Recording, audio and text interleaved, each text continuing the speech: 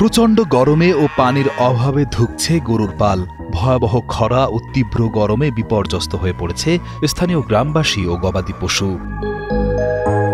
সার্বিয়ার সুভা প্লানিনা এলাকায় মে মাস থেকে বৃষ্টিপাত না হওয়ায় পানির উৎস শুকিয়ে গেছে, ফসল পুড়ে ছাই হয়ে গেছে এবং পশুরা মারা যাচ্ছে।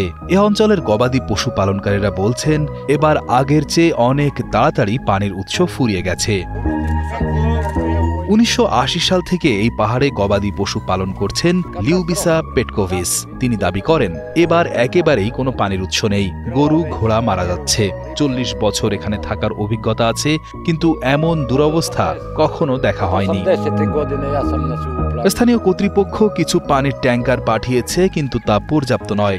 নিকোলা মানোইলোভিচ নামের এক যুবক কৃষক দাবি করেন, ৩ মাস ধরে তাদের গ্রামে পানি নেই। সমস্ত ভুট্টা ফসল পুড়ে গেছে, অনেকের ২ থেকে ৪ হেক্টর জমির ফসল নষ্ট হয়েছে। এ অবস্থা চলতে থাকলে অর্ধেক গবাদি পশু মারা যাবে। ব্রাতিস্লাভ নিকোলিচ নামের আর এক পশুপালক জানান, আগে বেশি বৃষ্টি হতো, পশু কম ছিল, এখন সব উল্টে গেছে। সার্বিয়ায় এবারের তাপমাত্রা ৩৫ ডিগ্রি সেলসিয়াস ছাড়িয়েছে, যা গত কয়েক দশকের মধ্যে সর্বোচ্চ।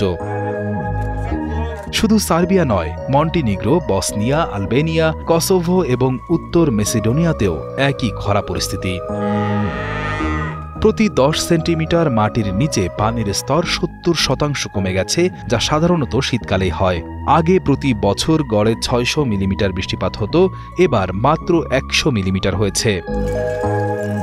পানির ট্যাঙ্কারের জন্য গ্রামবাসীকে দিনে ২৫০০ থেকে ৩৫০০ টাকা খরচ করতে হচ্ছে। আবহাওয়াবিদরা বলছেন, আগামী কয়েক সপ্তাহে বৃষ্টি হতে পারে, কিন্তু তা এই বিপর্যয় কাটানোর জন্য যথেষ্ট নয়।